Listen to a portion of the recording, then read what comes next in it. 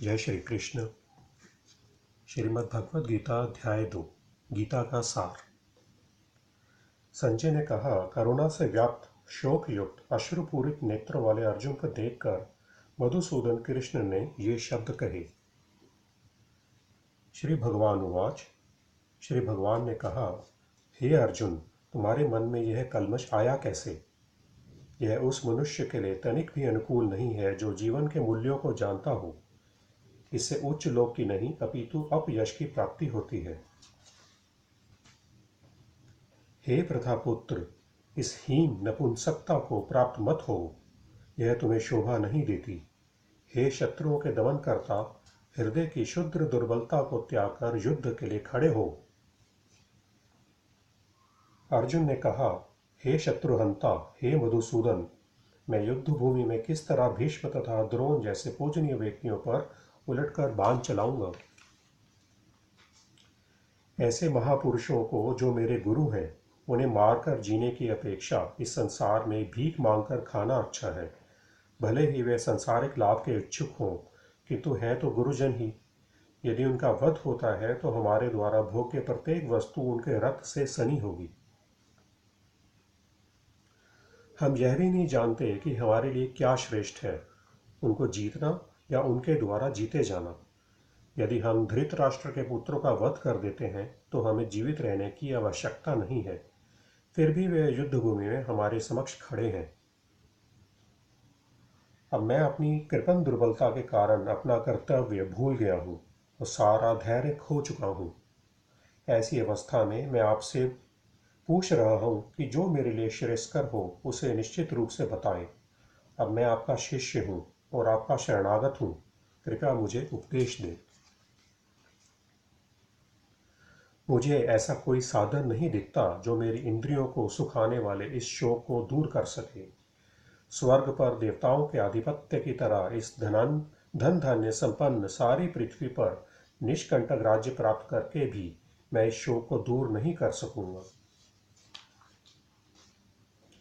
संजय ने कहा, इस प्रकार कहने के बाद शत्रुओं का दमन करने वाला अर्जुन कृष्ण से बोला, हे गोविंद, मैं युद्ध नहीं करूंगा, और चुप हो गया। हे भरतवंशी धृतराष्ट्र, उस समय दोनों सेनाओं के मध्य शोकमग्न अर्जुन से कृष्ण ने मानो हंसते हुए ये शब्द कहे। श्री भगवान ने कहा, तुम पांडित्यपूर्ण वचन कहते हुए उनके लिए शोक कर रहे हो जो शोक करने योग्य नहीं है। जो विद्वान होते हैं वे ना तो जीवित के लिए ना ही मृत के लिए शोक करते हैं। ऐसा कभी नहीं हुआ कि मैं ना रहा हूं या तुम ना रहे हो, अथवा ये समस्त राजा ना रहे हों, और ना ऐसा ही है कि भविष्य में हम लोग नहीं रहेंगे। जिस प्रकार शरीरधारी आत्मा इस वर्तमान शरीर में बाल्यावस्था से तरुणावस्था में और फिर वृद्धावस्था में निरंतर अग्रसर होता रहता है, उसी प्रकार मृत्यु होने पर आत्मा दूसरे शरीर में चला जाता है। धीर व्यक्ति ऐसे परिवर्तन से मोह को प्राप्त नहीं होता। हे कुंती पुत्र, सुख तथा दुख का क्षणिक उदय तथा काल क्रम में उसका अंतर्धान होना सर्दी तथा गर्मी की ऋतुओं के आने जाने के समान है। हे भरतवंशी, वे इंद्रिय बोध से उत्पन्न होते हैं और मनुष्य को चाहिए कि अविचल भाव से उनको सहन करना सीखे। हे पुरुष श्रेष्ठ अर्जुन, जो पुरुष सुख तथा दुख में विचलित नहीं होता और इन दोनों में समभाव रहता है, वह निश्चित रूप से मुक्ति के योग्य है। तत्वदर्शियों ने यह निष्कर्ष निकाला है कि असत भौतिक शरीर का तो कोई चिरस्थायित्व नहीं है, किंतु सत आत्मा अपरिवर्तित रहता है। उन्होंने इन दोनों की प्रकृति के अध्ययन द्वारा यह निष्कर्ष निकाला है। जो सारे शरीर में व्याप्त है उसे ही तुम अविनाशी समझो। उस अवयव आत्मा को नष्ट करने में कोई भी समर्थ नहीं है। अविनाशी, अप्रमेय तथा शाश्वत जीव के भौतिक शरीर का अंत अवश्यम भावी है। अतः हे भरतवंशी, युद्ध करो। जो इस जीवात्मा को मारने वाला समझता है तथा जो इसे मरा हुआ समझता है, वे दोनों ही अज्ञानी हैं, क्योंकि आत्मा ना तो मरता है और ना मारा जाता है। आत्मा के लिए किसी भी काल में ना तो जन्म है ना मृत्यु। वह ना तो कभी जन्मा है, ना जन्म लेता है और ना जन्म लेगा। वह अजन्मा, नित्य, शाश्वत तथा पुरातन है। शरीर के मारे जाने पर वह मारा नहीं जाता।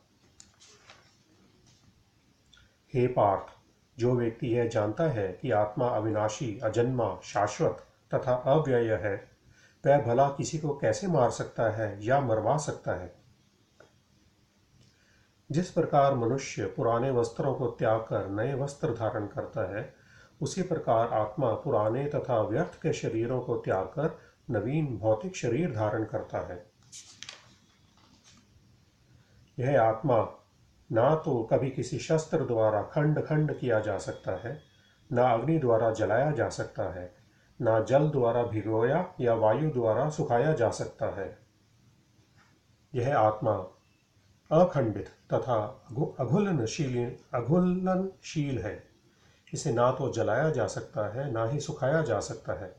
यह शाश्वत, सर्वव्यापी, अविकारी, स्थिर तथा सदैव एक सा रहने वाला है। यह आत्मा अव्यक्त, अकल्पनीय तथा अपरिवर्तनीय कहा जाता है।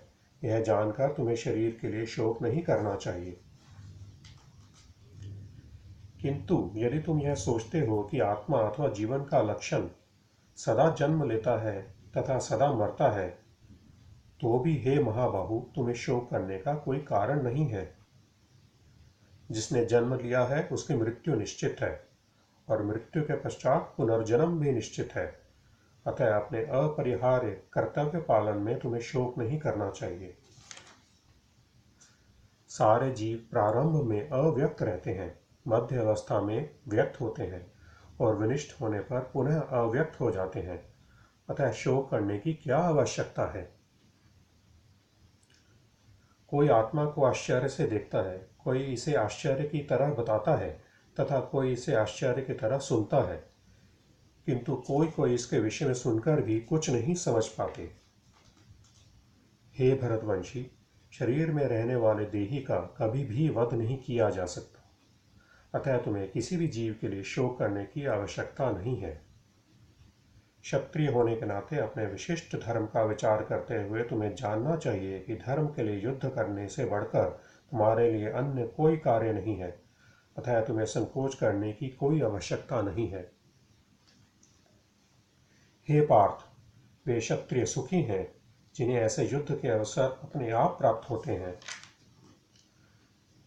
जिससे उनके लिए स्वर्गलोक के द्वार खुल जाते हैं। किंतु यदि तुम युद्ध करने के स्वधर्म को संपन्न नहीं करते, तो तुम्हें निश्चित रूप से अपने कर्तव्य की उपेक्षा करने का पाप लगेगा और तुम योद्धा के रूप में भी अपना यश खो दोगे। लोग सदैव तुम्हारे अपयश का वर्णन करेंगे और सम्मानित व्यक्ति के लिए अपयश तो मृत्यु से भी बढ़कर है। जिन जिन महान योद्धाओं ने तुम्हारा नाम तथा यश का सम्मान दिया है, वे सोचेंगे कि तुमने डर के मारे युद्ध भूमि छोड़ दी है, और इस तरह वे तुम्हें तुच्छ मानेंगे। तुम्हारे शत्रु अनेक प्रकार के कटु शब्दों का से तुम्हारा वर्णन करेंगे और तुम्हारी सामर्थ्य का उपहास करेंगे। तुम्हारे लिए इससे दुखदाई और क्या हो सकता है। हे कुंती पुत्र, तुम यदि युद्ध में मारे जाओगे तो स्वर्ग प्राप्त करोगे, या यदि तुम जीत जाओगे तो पृथ्वी के साम्राज्य का भोग करोगे। अतः दृढ़ संकल्प करके खड़े हो और युद्ध करो।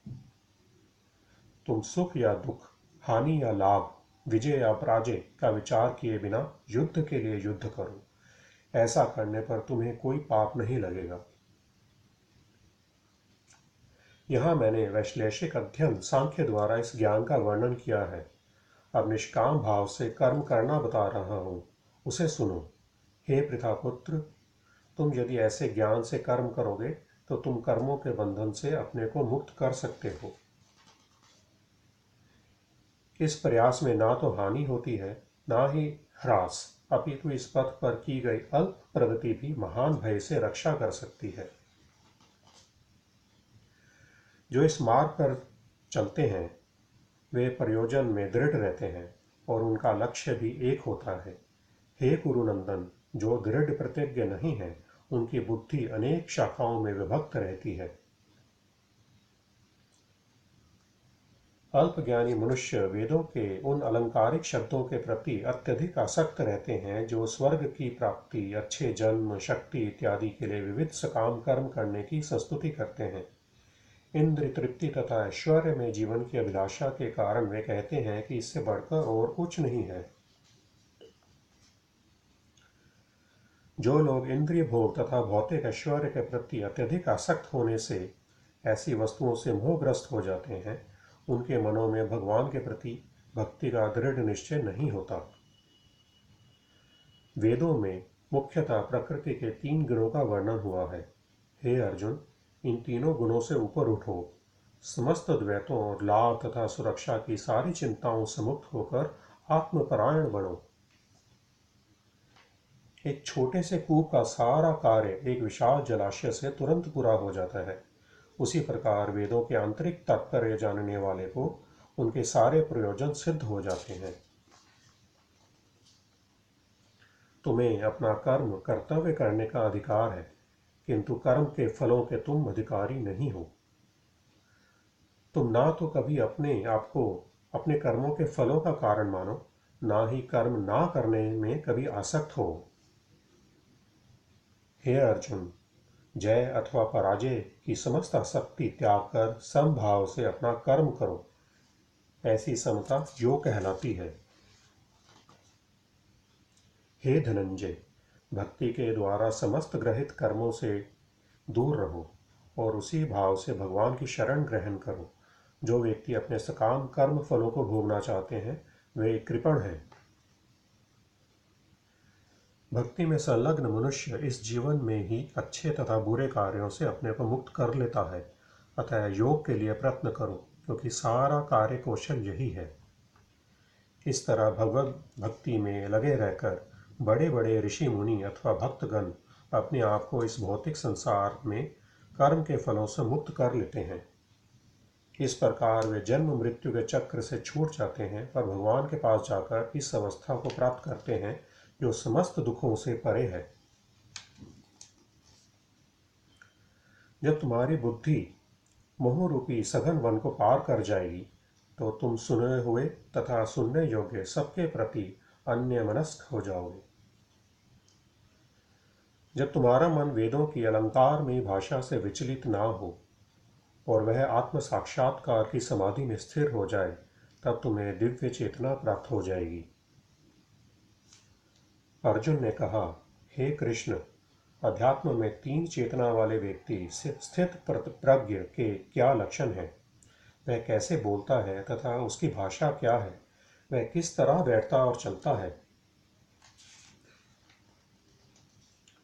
श्री भगवान ने कहा, हे पार्थ, जब मनुष्य मनोधर्म से उत्पन्न होने वाली इंद्रिय तृप्ति की समस्त कामनाओं का परित्याग कर देता है और जब इस तरह से विशुद्ध हुआ उसका मन आत्मा में संतोष प्राप्त करता है, तो वह विशुद्ध दिव्य चेतना को प्राप्त स्थित प्रज्ञ कहा जाता है।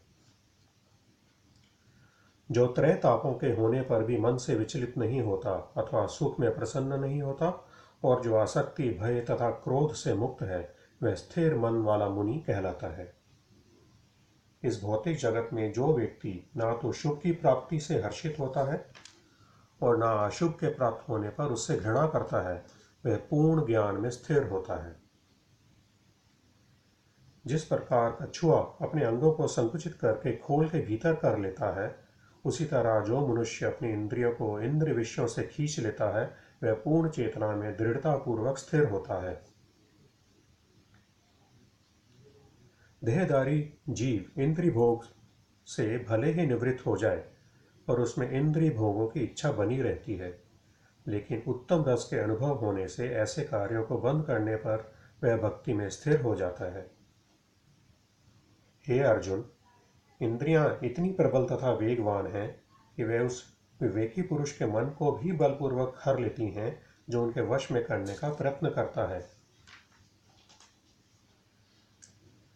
जो इंद्रियों को पूर्णतया वश में रखते हुए इंद्रिय संयमन करता है और अपनी चेतना को मुझ में स्थिर कर देता है, वह मनुष्य स्थिर बुद्धि कहलाता है।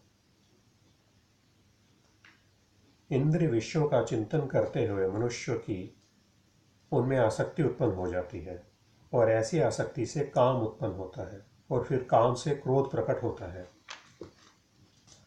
क्रोध से पूर्ण मोह उत्पन्न होता है, और मोह से स्मरण शक्ति का विभ्रम हो जाता है। जब स्मरण शक्ति भ्रमित हो जाती है तो बुद्धि नष्ट हो जाती है, और बुद्धि नष्ट होने पर मनुष्य भवकूप में पुनः गिर जाता है। किंतु समस्त राग तथा द्वेष से मुक्त एवं अपनी इंद्रियों का संयम द्वारा वश में करने से समर्थ व्यक्ति भगवान की पूर्ण कृपा प्राप्त कर सकता है। इस प्रकार से कृष्ण भावनामृत में तुष्ट व्यक्ति के लिए संसार के तीनों ताप नष्ट हो जाते हैं, और ऐसी तुष्ट चेतना होने पर उसकी बुद्धि शीघ्र ही स्थिर हो जाती है। जो कृष्ण भावनामृत में परमेश्वर से संबंधित नहीं है, उसकी ना तो बुद्धि दिव्य होती है और ना ही मन स्थिर होता है, जिसके बिना शांति की कोई संभावना नहीं है। शांति के बिना सुख हो भी कैसे सकता है।